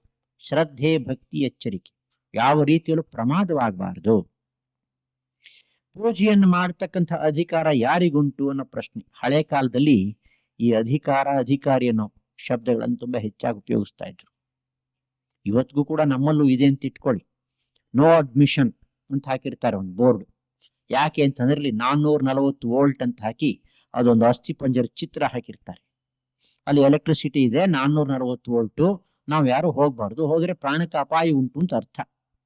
ಆದ್ರೆ ಸ್ವಿಚ್ ಆಪರೇಟ್ ಮಾಡೋನು, ಅಸಿಸ್ಟೆಂಟ್ ಇಂಜಿನಿಯರ್ ಅವರೆಲ್ಲ ಆರಾಮಾಗಿ ಓಡಾಡ್ತಾ ಇರ್ತಾರೆ. ಅಲ್ಲಿ ಹೋಗ್ತಾರೆ, ಅದನ್ನ ಮುಟ್ತಾರೆ, ಏನೇನು ಮಾಡ್ತಾರೆ, ತಿರುಗಿಸ್ತಾರೆ. ಮತ್ತೆ ನೋ ಅಡ್ಮಿಷನ್ ಇದ್ರು ಕೂಡ ಅವ್ರು ಹೇಗೆ ಹೋಗ್ತಾರೆ ಅಂತಂದ್ರೆ ಅವ್ರಿಗೆ ಅಡ್ಮಿಷನ್ ಉಂಟು, ಅವ್ರಿಗೆ ಆ ಯೋಗ್ಯತೆ ಇದೆ, ಅವರಿಗೆ ಅಧಿಕಾರ ಉಂಟು, ನಮಗೆ ಅಧಿಕಾರ ಇಲ್ಲ ಅಷ್ಟೇ. ಅಧಿಕಾರ ಅಂತಂದ್ರೆ ಆ ಕ್ಷೇತ್ರದಲ್ಲಿ ಮುಂದುವರಿಯಬೇಕಾದಂತಹ ಒಂದು ಮೂಲಭೂತವಾದ ವಿಶೇಷ ಗುಣ ನಿಮ್ಮಲ್ಲಿ ಇದೆಯಾ ಇಲ್ವಾ? ಒಂದೇ ಸಲ ನಾನು PhD ನನಗೆ ಅಡ್ಮಿಷನ್ ಕೊಡಿ, ನೀನ್ ಏನಯ್ಯ ಓದಿದ್ವಿ, ನಾನು 9ನೇ ಕ್ಲಾಸಲ್ಲಿ ಫೇಲ್ ಆಗಿದ್ದೀನಿ ಅಂತಂದ್ರೆ ಯಾರು ಸೇರಿಸ್ಕೊತಾರೆ? ಯಾರು ಸೇರಿಸ್ಕೊಳ್ಳಲ್ಲ. PhD ಹೋಗ್ಬೇಕಾದ್ರೆ ಅವ್ನು ಮಾಸ್ಟರ್ಸ್ ಡಿಗ್ರಿನ ಪಾಸ್ ಆಗಿರ್ಬೇಕು ಚೆನ್ನಾಗಿ, ಅದು ಫಸ್ಟ್ ಕ್ಲಾಸ್ ಬಂದಿರ್ಬೇಕು ಬಹುಶಃ. ಹಾಗೆ ಆಧ್ಯಾತ್ಮಿಕ ಜೀವನದ ಕ್ಷೇತ್ರಗಳಲ್ಲೂ ಕೂಡ ಈ ಅಧಿಕಾರ, ಅಧಿಕಾರಿ ಎಂಬತಕ್ಕಂಥ ಪದವನ್ನು ಉಪಯೋಗಿಸ್ತಾರೆ. ಆ ಕ್ಷೇತ್ರಕ್ಕೆ ಹೋಗಬೇಕಾದ್ರೆ ಕೆಲವು ಮೂಲಭೂತವಾದಂತಹ ಗುಣಗಳನ್ನು ಸಂಪಾದಿಸಿರಬೇಕು. ಪೂಜೆಯನ್ನ ಮಾಡಬೇಕಾದ್ರೆ ಯಾರು ಮಾಡಬಹುದು, ಅಧಿಕಾರ ಯಾರಿಗುಂಟು ಅನ್ನೋ ಪ್ರಶ್ನೆಗೆ ಶಾಸ್ತ್ರಗಳು ಹೇಳುತ್ತೆ ಯಾರು ಬೇಕಾದ್ರೂ ಮಾಡಬಹುದು. ಭಗವಂತನ ಪೂಜೆಗೆ ಇಂಥವರೇ ಮಾಡಬೇಕು, ಇಂಥವ್ರು ಮಾಡಬಾರ್ದು ಅಂತ ಏನಿಲ್ಲ. ಅವ್ರ ಭಕ್ತಿ ಶ್ರದ್ಧೆ ಇದ್ದ ಪಕ್ಷದಲ್ಲಿ ಎಲ್ಲರೂ ಕೂಡ ಮಾಡಬಹುದು. ವಿಸ್ತಾರವಾಗಿ ಬಾಗಿಲು ತೆಗೆದಿಟ್ಬಿಟ್ಟಿದ್ದಾರೆ. ಪ್ರತಿಮಾ ವಸ್ತು, ಪ್ರತಿಮೆಗಳನ್ನು ಯಾವ ಯಾವ ವಸ್ತುಗಳಿಂದ ಮಾಡಬಹುದು ಅನ್ನುವುದಕ್ಕೆ ಭಾಗವತದ ಒಂದ್ ಕಡೆ ಕೃಷ್ಣ ಪರಮಾತ್ಮನೇ ಹೇಳ್ತಾನೆ, ಶೈಲಿ ದಾರುಮಯಿ ಲೌಹಿ ಲೇಪ್ಯ ಲೇಖ್ಯಾ ಸೈಕತಿ ಮನೋಮಯಿ ಮಣಿಮಯಿ ಪ್ರತಿಮಾ ಅಷ್ಟವಿಧ ಸ್ಮೃತ. ಪ್ರತಿಮೆಯನ್ನ ಈ 8 ವಸ್ತುಗಳ ಮೂಲಕ ನಿರ್ಮಾಣ ಮಾಡಬಹುದು. ಕಲ್ಲು, ಮರ, ಲೋಹ, ಜೇಡಿ ಮಣ್ಣು, ಅಥವಾ ಚಿತ್ರ ಬರೆದು ಅದನ್ನು ಕೂಡ ಪೂಜೆ ಮಾಡಬಹುದು, ಅಥವಾ ಮರಳಿನಲ್ಲಿ ಮಾಡಬಹುದು, ಅಥವಾ ಮಣಿಗಳಲ್ಲಿ ಮಾಡಬಹುದು, ನವರತ್ನಗಳಲ್ಲಿ, ಅಥವಾ ಮನಸ್ಸಿನಲ್ಲಿ ಮಾಡಬಹುದು. ಅಂದ್ರೆ ನಮ್ಮ ಮನಸ್ಸಿನಲ್ಲಿ ಭಗವಂತನ ರೂಪವನ್ನು ಚಿಂತಿಸಿಕೊಂಡು ಆ ರೂಪಕ್ಕೆ ನಾವು ಮನಸ್ಸಿನಲ್ಲಿ ಪೂಜೆ ಮಾಡಬಹುದು. ಈಗಿನ ಕಾಲದಲ್ಲಿ ಗಾಜಿನಲ್ಲಿ, ಪ್ಲಾಸ್ಟಿಕ್ ನಲ್ಲಿ ಕೂಡ ಮಾಡಬಹುದು. ಆಗಿನ ಕಾಲದಲ್ಲಿ ಅವು ಇರ್ಲಿಲ್ವಾದ್ರಿಂದ ಪಟ್ಟಿನಲ್ಲಿ ಸೇರಿಸಿಲ್ಲ ಅಷ್ಟೇ. ಒಟ್ಟಿನಲ್ಲಿ ನಮ್ಮ ಮನಸ್ಸಿಗೆ ಭಗವಂತನ ರೂಪವನ್ನು ಸ್ಮರಣೆಗೆ ತಂದುಕೊಡ್ತಕ್ಕಂತಹ ವಸ್ತು ಯಾವುದನ್ನು ನಾವು ಶುದ್ಧ ಮಾಡಿ ನಮ್ಮ ಪೂಜೆಗೆ ಇಟ್ಕೋತೀವೋ ಅಂತಹ ವಸ್ತುವಿನ ಮೂಲಕ ನಾವು ಪೂಜೆಯನ್ನು ಮಾಡಬಹುದು. ಆ ವಸ್ತುವಿಗೆ ನಾವು ಪೂಜೆಯನ್ನು ಸಲ್ಲಿಸ್ತಾ ಇಲ್ಲ, ಅದು ಒಂದು ಕ್ಷೇತ್ರವಾಗುತ್ತೆ. ಆ ಕ್ಷೇತ್ರದಲ್ಲಿ ಭಗವಂತನ ಶಕ್ತಿ ನೆಲೆಸಿ ನಮ್ಮಿಂದ ಪೂಜೆಯನ್ನು ಸ್ವೀಕರಿಸುತ್ತೆ. ಪ್ರತೀಕಗಳು ನಿಮ್ಗೆಲ್ಲ ಗೊತ್ತಿರೋ ಹಾಗೆ ಸಾಲಿಗ್ರಾಮ, ಶಿವಲಿಂಗ, ಶ್ರೀಯಂತ್ರ, ಶ್ರೀಚಕ್ರ ಇತ್ಯಾದಿಗಳು ಬೇರೆ ಬೇರೆ ಸಂಪ್ರದಾಯಗಳ ಪ್ರಕಾರ ಅವುಗಳನ್ನ ಉಪಯೋಗಿಸ್ಕೊಳ್ತಾರೆ. ಇನ್ನು ಪೂಜೆಗೆ ಯಾವ ದೇವತೆಯನ್ನು ಆರಿಸ್ಕೋಬೇಕು ಅನ್ನೋದು ಮುಂದಿನ ಪ್ರಶ್ನೆ. ನಮ್ಮ ಹೃದಯಕ್ಕೆ ಮೆಚ್ಚುಗೆಯಾಗುವಂಥ ಯಾವ ದೇವತೆಯನ್ನು ಬೇಕಾದರೂ ಪೂಜೆ ಮಾಡಬಹುದು. ವಿಶೇಷವಾಗಿ ಇಷ್ಟ ದೇವತೆ, ನಾವು ಯಾವ ದೇವತೆಯ ನಾಮವನ್ನು ಸ್ವೀಕರಿಸಿರ್ತೀವೋ ಆ ದೇವತೆಯನ್ನ ಪೂಜೆ ಮಾಡತಕ್ಕಂಥದ್ದು ಪ್ರಶಸ್ತ. ಆದರೆ ಕೆಲವು ವಿಶೇಷ ಸಂದರ್ಭಗಳಲ್ಲಿ ಇತರ ದೇವತೆಗಳ ಪೂಜೆಯನ್ನು ಕೂಡ ಮಾಡಬಹುದು. ವಿಶೇಷವಾಗಿ ಸಕಾಮ ದೃಷ್ಟಿಯಿಂದ ಮಾಡತಕ್ಕಂತಹ ಪೂಜೆ. ಕೆಲವರು ಭಕ್ತರು ಒಮ್ಮೊಮ್ಮೆ ಪ್ರಶ್ನೆ ಕೇಳ್ತಾರೆ, ನಾವು ಪರಮಹಂಸರನ್ನ ಧ್ಯಾನ ಮಾಡ್ತೇವೆ, ಪೂಜೆ ಮಾಡ್ತೇವೆ, ಜಪ ಮಾಡ್ತೇವೆ, ಈಶ್ವರನ ದೇವಸ್ಥಾನಕ್ಕೆ ಹೋದ್ರೆ, ದುರ್ಗೆ ದೇವಸ್ಥಾನಕ್ಕೆ ಹೋದ್ರೆ, ಗಣಪತಿ ದೇವಸ್ಥಾನಕ್ಕೆ ಹೋದ್ರೆ ಏನ್ ಮಾಡ್ಬೇಕು? ದೊಡ್ಡ ಪ್ರಶ್ನೆ. ಯಾಕೆಂದ್ರೆ ನಮ್ಮ ಇಷ್ಟ ದೇವತೆಯ ರೂಪ ಆಕಾರ ಅಲ್ಲಿ ಇಲ್ವಲ್ಲ, ನಮಸ್ಕಾರ ಮಾಡಬಾರ್ದೆ, ಪೂಜೆ ಮಾಡಿಸಬಹುದೇ, ಮಾಡಿಸಬಾರ್ದೆ? ಸಂಶಯಕ್ಕೆ ಯಾವ ರೀತಿ ಅವಕಾಶವೂ ಇಲ್ಲ. ಯಾಕೆ ಅಂತಂದ್ರೆ ನಾವು ಪರಮಹಂಸರನ್ನ ಸರ್ವದೇವದೇವಿ ಸ್ವರೂಪ ಅಂತ ಕರಿತೇವೆ. ಸಕ್ಕರೆ ಗೊಂಬೆ ಇದ್ದ ಹಾಗೆ. ವಸ್ತು ಒಂದೇ, ಪರಬ್ರಹ್ಮ ವಸ್ತು, ನಾಮರೂಪ ಬೇರೆ. ಆದ್ರಿಂದ ನಾವು ಯಾವ ದೇವತೆಯ ದೇವಸ್ಥಾನಕ್ಕೆ ಹೋದ್ರೂ ಕೂಡ ಅಲ್ಲಿರ್ತಕ್ಕಂತಹ ದೇವತೆ ನಮ್ಮ ಇಷ್ಟ ದೇವತೆಯ ಮತ್ತೊಂದು ರೂಪ ಎಂಬ ಭಾವನೆಯಿಂದ, ಶ್ರದ್ಧೆಯಿಂದ ನಾವು ಪೂಜೆ ಮಾಡಿದ ಪಕ್ಷದಲ್ಲಿ ಯಾವ ರೀತಿಯಲ್ಲೂ ಕೂಡ ಅಪರಾಧವಾಗುವುದಿಲ್ಲ, ಅಪಚಾರವಾಗೋದಿಲ್ಲ. ಈ ದೇವತೆಯನ್ನ ಪೂಜೆ ಮಾಡಬೇಕಾದ್ರೆ ಸಾಮಾನ್ಯವಾಗಿ ಇಷ್ಟ ದೇವತೆಯ ಪೂಜೆ, ವಿಶೇಷ ಸಂದರ್ಭಗಳಲ್ಲಿ ನಾವು ಯಾವುದಾದ್ರೂ ಒಂದು ವಿಶೇಷ ಫಲಕ್ಕಾಗಿ ಪೂಜೆಯನ್ನು ಮಾಡ್ತಾ ಇದ್ರೆ ಆ ಫಲಕ್ಕೆ ಸಂಬಂಧಪಟ್ಟಂತಹ ದೇವತೆಯನ್ನ ಪೂಜೆಗೆ ಆರಿಸಿಕೊಳ್ಳಬಹುದು. ಈಗ ನೋಡಿ, ಸತ್ಯನಾರಾಯಣ ವ್ರತವನ್ನು ಮಾಡ್ತಾರೆ. ಅವರು ಇಷ್ಟ ದೇವತೆ ಪರಮೇಶ್ವರ ಆಗಿರಬಹುದು, ದುರ್ಗೆ ಆಗಿರಬಹುದು. ಆದ್ರೂ ಕೂಡ ಆ ವಿಶೇಷ ಸಂದರ್ಭದಲ್ಲಿ, ಆ ಪೂಜೆಯನ್ನು ಮಾಡ್ತಕ್ಕಂಥ ಸಂದರ್ಭದಲ್ಲಿ ಆ ದೇವತೆಯನ್ನು ಇಟ್ಕೊಂಡು ಪೂಜೆ ಮಾಡ್ತಾರೆ. ಹಾಗೆ ಗಣಪತಿ ಪೂಜೆಯನ್ನ, ಹೋಮವನ್ನ ಮಾಡೋದುಂಟು. ಅವ್ರ ಇಷ್ಟ ದೇವತೆ ನಾರಾಯಣ ಆಗಿರಬಹುದು. ಯಾಕೆ ಮಾಡಬಾರ್ದು? ಖಂಡಿತ ಮಾಡಬಹುದು. ಇನ್ನು ಪೂಜೆಗೆ ಸಂಬಂಧಪಟ್ಟಂತಹ, ನೇರವಾಗಿ ಸಂಬಂಧಪಟ್ಟಂತಹ ವಿಷಯಗಳನ್ನ ಹೇಳೋಣ. ಮೊದಲನೇದು ಪ್ರಾರಂಭಿಕ ಸಿದ್ಧತೆ. ಎಲ್ಲ ಗೊತ್ತಿರತಕ್ಕಂಥ ವಿಷಯ. ಸ್ನಾನ ಮಾಡೋದು, ಶುದ್ಧ ವಸ್ತ್ರ ಧಾರಣ, ಆನಂತರ ಪೂಜೆ ಮುಗಿಯವರೆಗೆ ಉಪವಾಸ ಇರಬೇಕು ಅನ್ನೋದೊಂದು ನಿಯಮ. ಉಪವಾಸ ಮಾಡೋದು ಸಾಧ್ಯವಾಗದೇ ಹೋದ ಪಕ್ಷದಲ್ಲಿ ದೈಹಿಕ ತೊಂದರೆಗಳಿದ್ರೆ ಆಗ ಬೇಕಾದ್ರೆ ಹಾಲು ಹಣ್ಣು ಏನನ್ನಾದ್ರೂ ಸ್ವೀಕರಿಸಬಹುದು. ಪೂಜಾ ಗೃಹ, ಪೂಜಾ ಪಾತ್ರೆಗಳು ಎಲ್ಲವನ್ನು ಕೂಡ ಶುದ್ಧವಾಗಿ ಮಾಡಿ ಇಟ್ಕೋಬೇಕು. ಇದನ್ನೆಲ್ಲ ಯಾತಕ್ಕೆ ಹೇಳ್ತಾರೆ ಅಂತಂದ್ರೆ ಬಾಹ್ಯ ಶುದ್ಧಿಯಿಂದ ಆಂತರಿಕ ಶುದ್ಧಿಗೆ ಸಹಾಯವಾಗುತ್ತೆ. ಗಲೀಜಾಗಿರ್ತಕ್ಕಂಥ ಜಾಗದಲ್ಲಿ ಕೂತ್ಕೊಂಡ್ರೆ ನಮ್ಮ ಮನಸ್ಸಿಗೆ ಕಸಿವಿಸಿ ಆಗುತ್ತೆ, ಸುಲಭವಾಗಿ ಮನಸ್ಸಿಗೆ ಹಿತವಾಗಿರೋದಿಲ್ಲ. ಆ ಜಾಗದಲ್ಲಿ ಕುಳಿತುಕೊಂಡು ನಾವು ಪರಮಾತ್ಮನ ಚಿಂತನೆ ಮಾಡ್ಲಿಕ್ಕೆ ಸಾಧ್ಯವಿಲ್ಲ. ಪರಮಹಂಸರ ವಿಷಯ ಬೇರೆ ಬಿಟ್ಬಿಡಿ, ಅವರ ಮನಸ್ಸಿಗೆ ಯಾವುದೂ ಅಂಟೋದಿಲ್ಲ, ತಟ್ಟೋದಿಲ್ಲ. ಆದ್ರೆ ಸಾಮಾನ್ಯ ಮನುಷ್ಯರ ಮನಸ್ಸಿನ ಮೇಲೆ ಈ ಬಾಹ್ಯ ಆವರಣದ ಪ್ರಭಾವ ಇರೋದ್ರಿಂದ ಬಾಹ್ಯ ಆವರಣವು ಕೂಡ ಶುದ್ಧವಾಗಿರಲೇಬೇಕು. ಇದಾದ ಮೇಲೆ ಆಸನದಲ್ಲಿ ಕುಳಿತುಕೊಂಡು ದೇವತೆಯನ್ನ ಇಟ್ಕೊಂಡು ಪೂಜೆ ಮಾಡ್ತಕ್ಕಂಥದ್ದು. ಯಾವ ದಿಕ್ಕಿನಲ್ಲಿ ಕುಳಿತುಕೋಬೇಕು ಪೂಜೆ ಮಾಡ್ತಕ್ಕಂಥವ್ರು? ಪೂರ್ವ ದಿಕ್ಕಿಗೆ ಎದುರಾಗಿ, ಅಂದ್ರೆ ನಾವು ಹೀಗೆ ಕೂತ್ಕೊಂಡು ನಮ್ಮ ಎದುರಿಗೆ ಪೂರ್ವ ದಿಕ್ಕಿರಬೇಕು. ಅತ್ಯಂತ ಪ್ರಶಸ್ತ ಅಂತ ಹೇಳ್ತಾರೆ. ಅದು ಸಾಧ್ಯವಾಗದೆ ಹೋದ್ರೆ ಉತ್ತರ ದಿಕ್ಕು. ಇದೂ ಸಾಧ್ಯವಾಗದೇ ಇರ್ತಕ್ಕಂಥ ಜಾಗದಲ್ಲಿ ಪಶ್ಚಿಮ. ಆದ್ರೆ ದಕ್ಷಿಣ ದಿಕ್ಕಿಗೆ ಎದುರಾಗಿ ಕೂತ್ಕೋಬಾರದು ಅಂತ ಹೇಳ್ತಾರೆ ಶಾಸ್ತ್ರಗಳಲ್ಲಿ. ದಕ್ಷಿಣ ದಿಕ್ಕಿಗೆ ಎದುರಾಗಿ ಕುಳಿತುಕೊಂಡು ಪೂಜೆ ಮಾಡತಕ್ಕಂಥದ್ದು ನಿಷಿದ್ಧ. ಬಹುಶಃ ದಕ್ಷಿಣ ದಿಕ್ಕು ಯಮನ ದಿಕ್ಕಾದ್ರಿಂದ ಯಮಧರ್ಮರಾಯನ ಎದುರಿಗೆ ನಿಂತ್ಕೊಂಡು ಪೂಜೆ ಮಾಡೋದು ಬೇಡಪ್ಪ ಅನ್ನೋ ಭಾವನೆ ಇದ್ದಿರಬಹುದು. ಮತ್ತೊಂದು ಸಂಪ್ರದಾಯದ ಪ್ರಕಾರ ನಿಮ್ಮ ಮನೆಯಲ್ಲಿ ದೇವರ ಕೋಣೆ ಇದ್ರೆ, ಭಗವಂತನ ಚಿತ್ರ ಅಥವಾ ವಿಗ್ರಹಾದಿಗಳನ್ನು ಇಟ್ಟಿದ್ರೆ ಅವನ ಎದುರಿಗೆ ಕುಳಿತುಕೊಂಡು ಮಾಡಿ. ಅವಾಗ ದಿಕ್ಕಿನ ವಿಷಯವನ್ನೇ ಯೋಚಿಸ್ಬೇಡಿ ಅಷ್ಟೇನೆ. ಪರಮಾತ್ಮನಿಗೆ ಎದುರಿಗೆ ಕೂತ್ಕೊಂಡು ವಿಗ್ರಹವನ್ನ, ಚಿತ್ರಪಟವನ್ನು ನೋಡಿಕೊಂಡು ಪೂಜೆಯನ್ನು ಮಾಡ್ತಕ್ಕಂಥದ್ದು.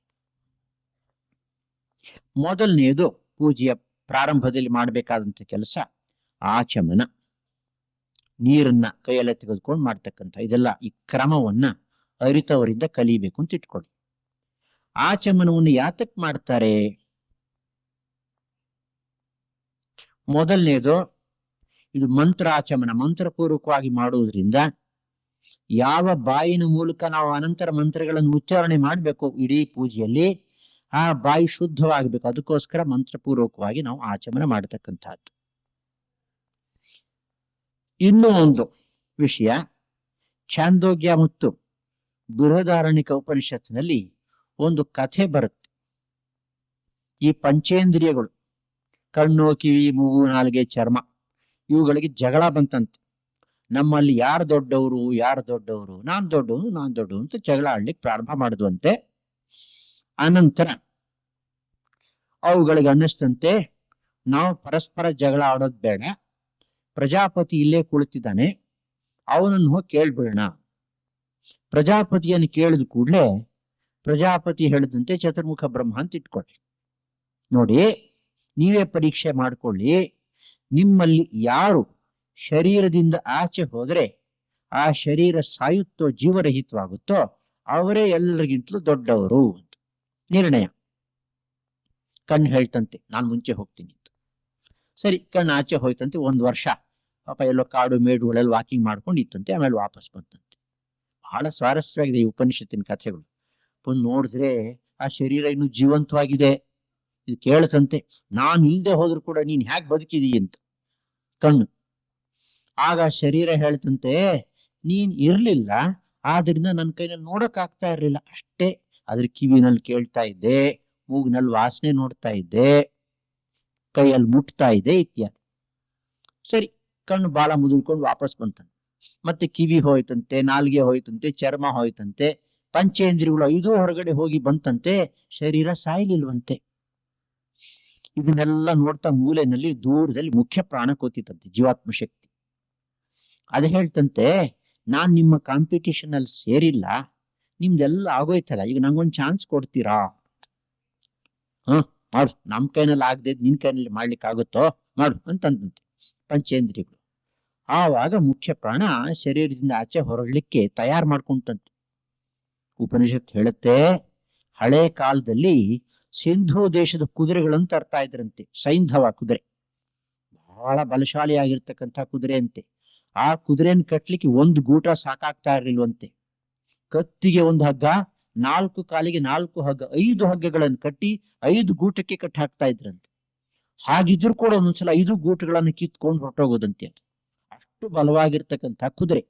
ಹಾಗೆ ಸೈಂಧವ ದೇಶದ ಕುದುರೆ ಯಾವ ರೀತಿ 5 ಗೂಟಗಳನ್ನು ಕಿತ್ಕೊಂಡು ಓಡಿ ಹೋಗುತ್ತೋ, ಹಾಗೆ ಮುಖ್ಯ ಪ್ರಾಣ ಇನ್ನೇನು ಶರೀರದಿಂದ ಆಚೆ ಹೊರಡ್ಲಿಕ್ಕೆ ಅನುವಾದಾಗ ಪಂಚಪ್ರಾಣಗಳು ತಮ್ಮ ತಮ್ಮ ಮೂಲ ಸ್ಥಾನಗಳಿಂದ ಕಿತ್ಕೊಂಡು ಬಂದು ಅವುಗಳಿಗೆ ಹಿಂದೆ ಹೋಗ್ಲಿಕ್ಕೆ ಪ್ರಾರಂಭ ಆಯಿತು. ಮುಖ್ಯ ಪ್ರಾಣದ ಹಿಂದೆ.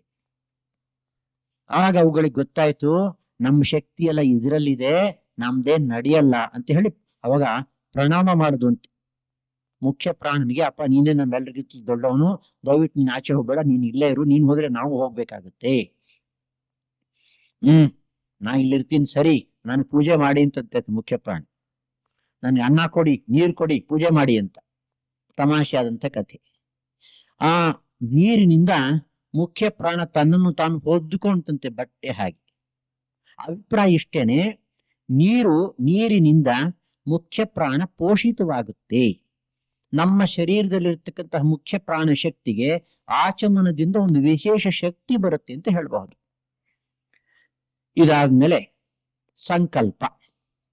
ಸಂಕಲ್ಪ ಅಂತಂದ್ರೆ, ನಾನು ಈ ದಿವಸ ಈ ಪೂಜೆಯನ್ನ ಇಂತಹ ಕ್ರಮದಲ್ಲಿ ಇಂತಹ ವಿಶೇಷ ಫಲಕ್ಕಾಗಿ ಮಾಡ್ತಾ ಇದ್ದೇನೆ. ಸುಮ್ಮನೆ ಕೂತ್ಕೊಂಡು ಮನಸ್ಸಿಗೆ ಬಂದಾಗ ಪೂಜೆ ಮಾಡಬಾರ್ದು. ಸಂಕಲ್ಪ ಮಂತ್ರವನ್ನು ಹೇಳಿ ಆ ಸಂಕಲ್ಪ ಮಂತ್ರದಲ್ಲಿ ನಾವು ಯಾವ ರೀತಿ ಒಂದು ಪ್ರತಿಜ್ಞೆಯನ್ನು ಮಾಡಿದೇವೋ ಆ ಪ್ರತಿಜ್ಞೆಯ ಪ್ರಕಾರ ಪೂಜೆಯನ್ನು ಮಾಡ್ಕೊಂಡು ಹೋಗ್ಬೇಕು. ಶ್ರೀ ವಿಷ್ಣು ಆಜ್ಞೆಯ ಪ್ರವರ್ತಮಾನಸ್ಯ ವ್ಯಾವಹಾರಿಕೆ ಅಸ್ಮಿನ್ ಸಂವತ್ಸರೆ ಅಸ್ಮಿನ್ ಅಯನೆ, ಇದೆಲ್ಲ ಉದ್ದಕ್ಕೂ ಬರುತ್ತೆ ಅಂತ ಇಟ್ಕೊಡಿ. ಪಂಚಾಂಗ ನೋಡಿ ಅದನ್ನೆಲ್ಲ ನಾವು ಫಿಲಪ್ ಮಾಡ್ಕೋಬೇಕು. ಆದ್ರೆ ಅಲ್ಲಿ ಬರ್ತಕ್ಕಂಥ ಒಂದು ಮುಖ್ಯ ಅಂಶ, ಮಮ ಉಪಾತ್ತ ದುರಿತ ಕ್ಷಯದ್ವಾರ ಶ್ರೀ ಭಗವತ್ ಪ್ರೀತ್ಯರ್ಥಂ ಯಥಾಶಕ್ತಿ ದೇವದೇವಿ ಪೂಜಾಂ ಕರಿಷ್ಯೆ. ನಾನು ಈ ಪೂಜೆನ ಯಾಕೆ ಮಾಡ್ತಾ ಇದ್ದೀನಿ ಅಂತಂದ್ರೆ, ಜನ್ಮ ಜನ್ಮಾಂತರಗಳಿಂದ ನಾನು ಕೂಡಿ ಹಾಕೊಂಡು ಬಂದಿದ್ದೇನಲ್ಲ ಪಾಪ, ಆ ಪಾಪವನ್ನು ನಾಶ ಮಾಡ್ಲಿಕ್ಕಾಗಿ ಪೂಜೆಯನ್ನು ಮಾಡ್ತಾ ಇದ್ದೀನಿ. ಅಂದ್ರೆ ಪಾಪ ನಾಶಕ್ಕಾಗಿ, ಶರೀರದ ವಾಕ್ಯನ ಮನಸ್ಸಿನ ಪರಿಶುದ್ಧಿಗಾಗಿ ಈ ಭಗವಂತನ ಪೂಜೆಯನ್ನು ಮಾಡ್ತಾ ಇದ್ದೇನೆ. ಇದು ಸಂಕಲ್ಪ. ಇದಾದ್ಮೇಲೆ ಸಾಮಾನ್ಯ ಅರ್ಘ್ಯ ಅಂತ ಹೇಳ್ತಾರೆ. ಈ ಪೂಜೆಯಲ್ಲಿ ನಾವು ಉಪಯೋಗಿಸ್ತಕ್ಕಂತಹ ನೀರನ್ನ ಮಂತ್ರಪೂರ್ವಕವಾಗಿ ಆ ಪಾತ್ರೆಯಲ್ಲಿ ತುಂಬಿಕೊಂಡು ಆನಂತರ ಪೂಜೆಯನ್ನು ಪ್ರಾರಂಭ ಮಾಡಬೇಕು. ಸಾಮಾನ್ಯವಾಗಿ ಆ ನೀರಿನಲ್ಲಿ ಗಂಗಾದಿ ನದಿಗಳನ್ನ ಆವಾಹನೆ ಮಾಡೋದುಂಟು. ಗಂಗೆ ಯಮುನೆ ಚೈವ ಇತ್ಯಾದಿ, ಗೋದಾವರಿ ಸರಸ್ವತಿ ನರ್ಮದೆ ಸಿಂಧು ಕಾವೇರಿ ಜಲೇಸ್ಮಿನ್ ಸನ್ನಿಧಿಂ ಕುರು. ಈ ಸಪ್ತ ಸಿಂಧು ಅಥವಾ 6-7 ನದಿಗಳು ಈ ನೀರಿನಲ್ಲಿ ಬಂದು ವಾಸ ಮಾಡಲಿ ಅಂತ ಪ್ರಾರ್ಥನೆ ಮಾಡ್ಕೋತೇವೆ. ಇದಾದ್ಮೇಲೆ ಭೂತಾಪಸಾರಣ.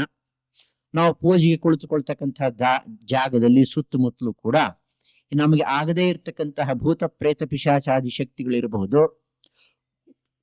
ಆ ಶಕ್ತಿಗಳು ನಮ್ಮ ಪೂಜೆಯನ್ನು ಕೆಡಿಸ್ಲಿಕ್ಕೆ ಪ್ರಯತ್ನ ಪಡುತ್ತವೆ. ಯಾಕೆ ಅಂತಂದ್ರೆ, ಈ ಪೂಜೆಯನ್ನು ಮಾಡಿ ನಾವು ಪರಿಶುದ್ಧರಾಗ್ಬಿಟ್ರೆ ನಮ್ಮ ಶಕ್ತಿ ಅವುಗಳ ಶಕ್ತಿಗಿಂತ ಹೆಚ್ಚಾಗುತ್ತಲ್ಲ. ಸೊ ಅವುಗಳಿಗೂ ಕೂಡ ಹೊಟ್ಟೆ ಕಿಚ್ಚುಂಟು, ನಮ್ಮನ್ ಕಂಡ್ರೆ ಆಗೋದಿಲ್ಲ. ಅದಕ್ಕೂ ಅದನ್ನ ವಿಘ್ನವನ್ನು ಮಾಡ್ಲಿಕ್ಕೆ ಪ್ರಯತ್ನ ಪಡುತ್ತೆ. ಆ ಭೂತಾಪಸರಣದ ಮಂತ್ರಗಳನ್ನ ಹೇಳಿ ಇವುಗಳನ್ನ ಓಡಿಸ್ಬೇಕು. ಆಮೇಲೆ ಆಸನ ಶುದ್ಧಿ, ಪುಷ್ಪ ಶುದ್ಧಿ. ನಾವು ಯಾವ ಆಸನದ ಮೇಲೆ ಕುಳಿತುಕೊಳ್ತೀವೋ ಅದು, ನಾವು ಪೂಜಾದಿ ದ್ರವ್ಯಗಳನ್ನ ಉಪಯೋಗಿಸ್ತೀವಲ್ಲ ಅದು, ಪ್ರತಿಯೊಂದು ಕೂಡ ಮಂತ್ರಪೂರ್ವಕ ಶುದ್ಧವಾಗಬೇಕು. ಇದೆಲ್ಲ ಮಂತ್ರ ಶುದ್ಧಿ.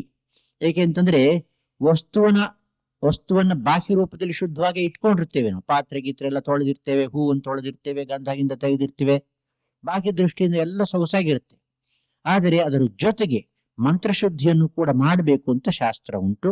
ಆದ್ದರಿಂದ ಸರಿಯಾದ ಮಂತ್ರಗಳ ಮೂಲಕ ಪೂಜಾದಿ ದ್ರವ್ಯಗಳನ್ನ ನಾವು ಶುದ್ಧ ಮಾಡ್ಕೋಬೇಕು.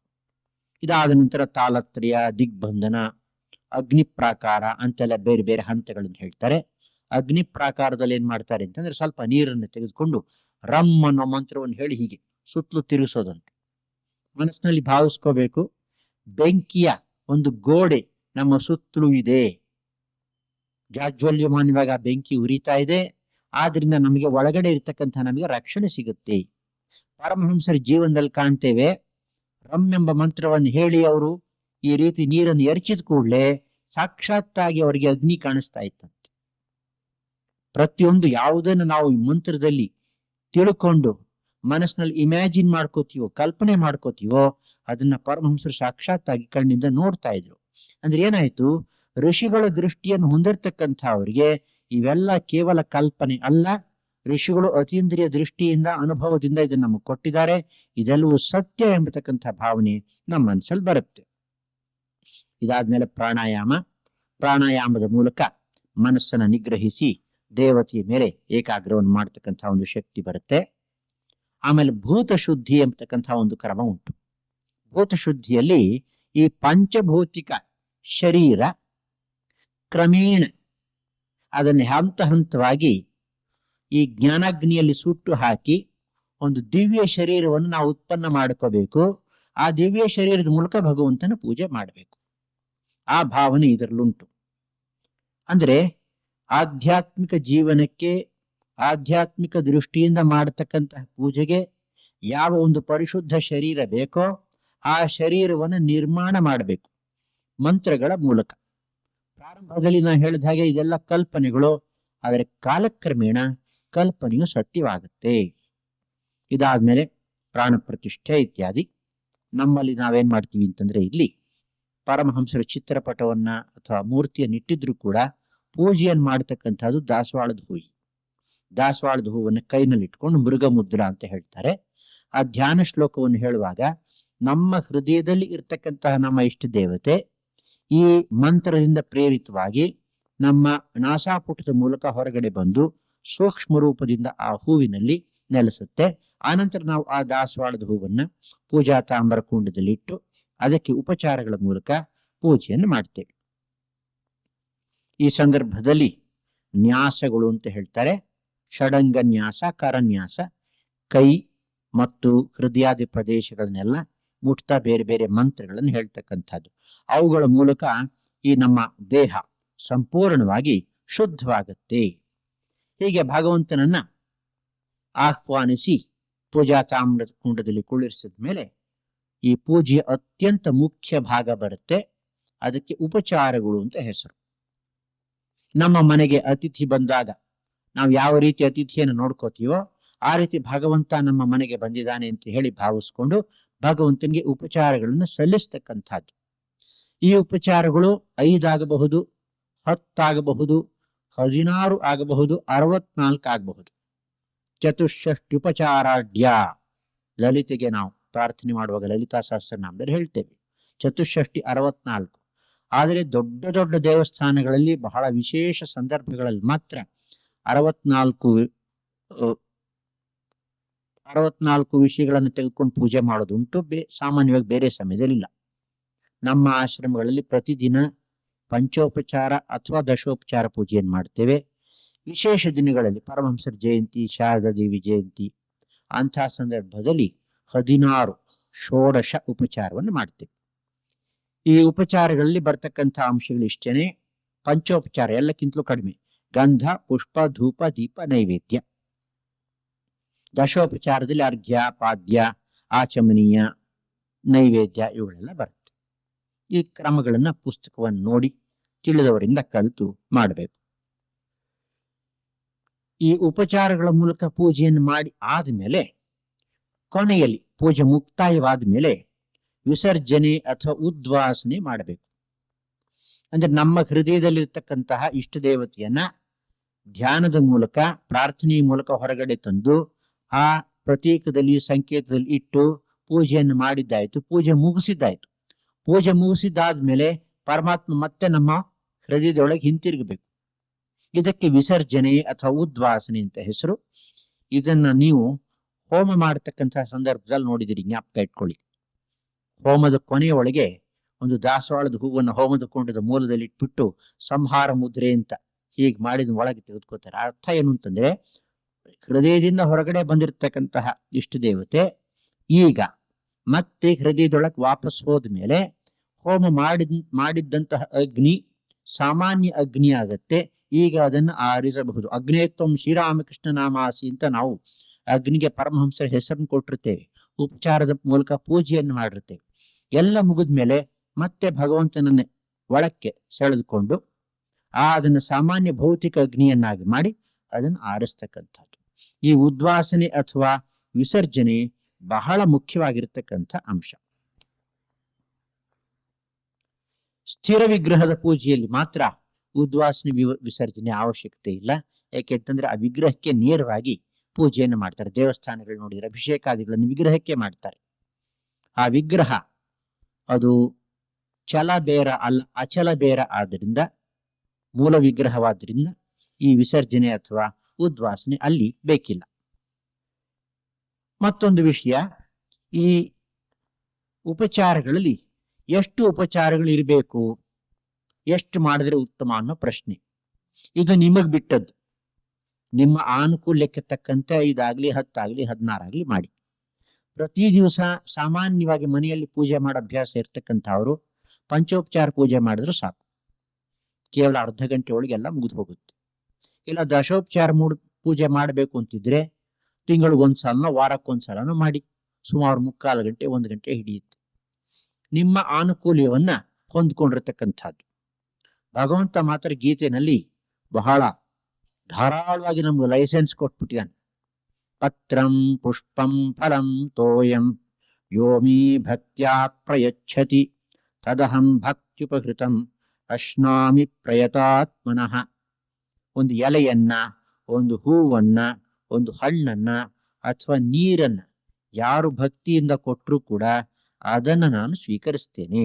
ಅಂದ್ರೆ ಭಕ್ತಿ ಮುಖ್ಯ.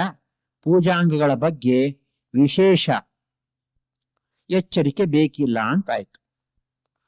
ಆದ್ರೆ ಇದು ಸ್ವಲ್ಪ ಯೋಚನೆ ಮಾಡಬೇಕಾಗಿರ್ತಕ್ಕಂಥ ವಿಷಯ. ಕೆಲವರು ಹೇಳ್ತಾರೆ, ಸುಮ್ಮನೆ ಭಕ್ತಿ ಇದ್ರೆ ಸಾಕಪ್ಪ, ಇವತ್ತು ಪಂಚೋಪಚಾರ ಮಾಡ್ದ, ನಾಳೆ ದಶೋಪಚಾರ ಮಾಡ್ದ, ನಾಡಿದ್ದು ಏಕೋಪಚಾರ ಮಾಡ್ದ, ಆಚೆ ನಾಡಿದ್ದು ಬಿಟ್ಟ. ಆ ರೀತಿ ಮಾಡ್ತಕ್ಕಂಥದ್ದು ಕೂಡ ಸರಿಯಲ್ಲ.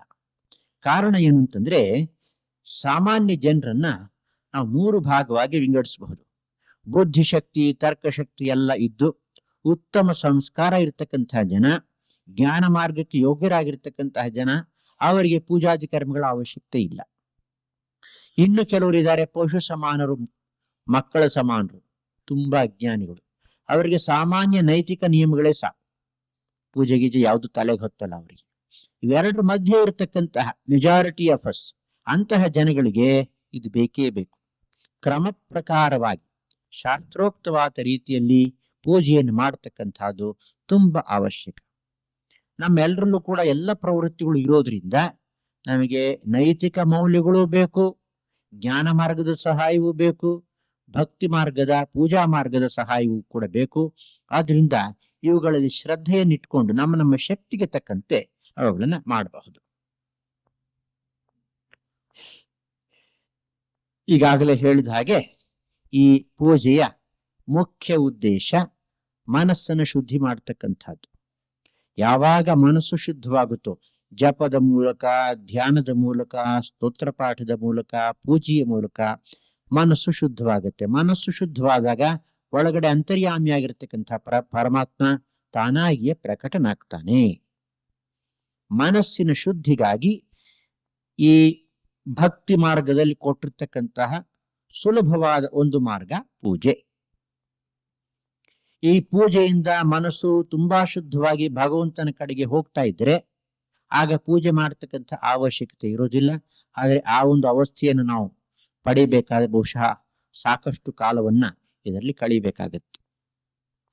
ಪೂಜೆಯ ಹಿಂದೆ ಬಹಳ ಮುಖ್ಯವಾಗಿ ಬೇಕಾಗಿರ್ತಕ್ಕಂಥದ್ದು ಭಾವ ಅಥವಾ ಭಾವನೆ ಅಥವಾ ಭಕ್ತಿ. ಇದನ್ನ ಒಂದು ಶ್ಲೋಕದಲ್ಲಿ ಬಹಳ ಚೆನ್ನಾಗಿ ದೊಡ್ಡವರು ವಿವರಿಸಿದ್ದಾರೆ.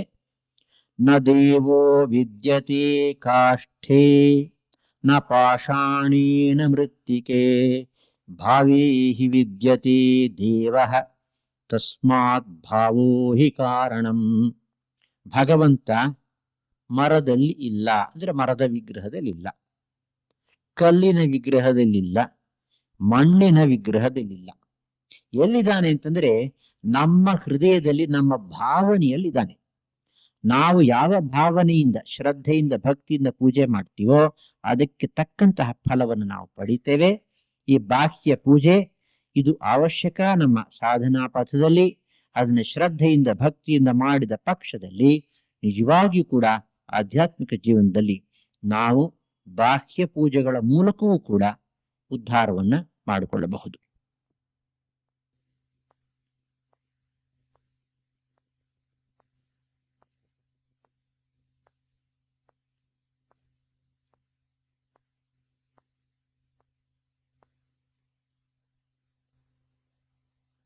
वीडियोस बनाने हैं, फिल्मोरा है ना।